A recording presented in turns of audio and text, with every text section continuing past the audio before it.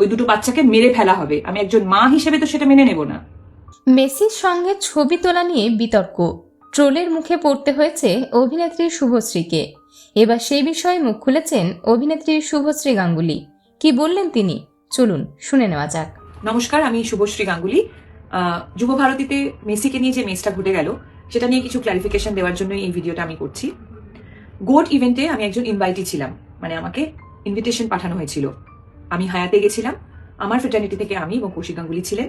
শুধুমাত্র আমার ফ্রেটার্নিটি নয়, বড় বড় ইন্ডাস্ট্রিয়ালিস্টরা ছিলেন, এমিনেন্ট জাজেস, আইপিএস অফিসার্স, জার্নালিস্ট, স্পন্সার্সের তরফ থেকে অনেকে ছিলেন।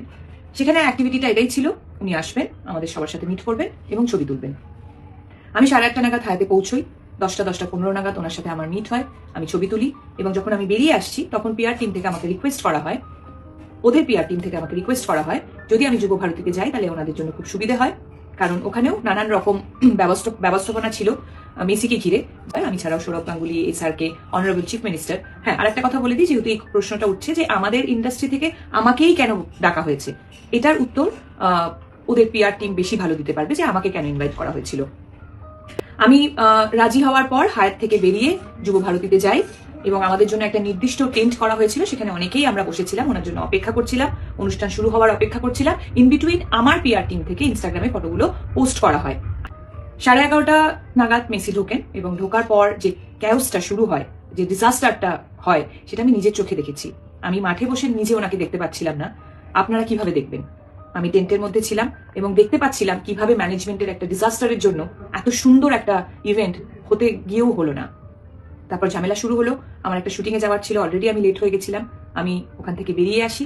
অনেক ক্ষণ পর আমি রিয়েলাইজ করি যে ঘটনাটা আমি দেখে এসেছি সেটা একটা বড় আকার নিয়ে নিয়েছে এবং কোনো না কোনোভাবে আমি সেটাতে রিলেট হয়ে গেছি।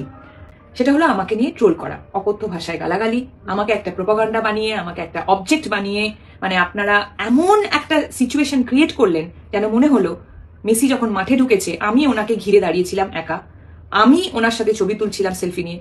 বলতে পারবেন কি আপনাদের ভিউ, আপনাদের ভিশন কোনোভাবে আমি ব্লক করেছি? আমি কি মাঠে কোথাও ছিলাম?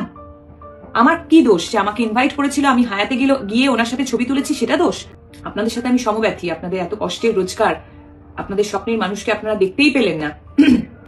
যে ম্যাসাকারটা ওখানে হলো, সেম অন্যায়টা তো আপনারা সবাই আমার সাথে করছেন। আমি একজন নারী, একজন মহিলা, বাংলা ফিল্ম ইন্ডাস্ট্রিতে কাজ করি বলে আমাকে কি অ্যাটাক করছেন? আমার সাথে ট্রোল হচ্ছিল, আমাকে গালাগালি করছিলেন, যা খুশি করছিলেন। সত্যি বলছি, মন থেকে বলছি, আমি কিচ্ছু মনে করিনি। কাল থেকে শুরু হয়েছে আমার বাচ্চাদের প্রতি আক্রমণ। দুটো ছোট ছোট বাচ্চা, তাকে বলা হচ্ছে আমার বাচ্চাকে মেরে ফেলা হবে। আমি একজন মা হিসেবে তো সেটা মেনে নেব না, কোনোভাবেই মেনে নেব না। আমি তো একজন পলিটিশিয়ান নই, আমি একজন অ্যাক্ট্রেস। আমার ভুলটা কোথায়?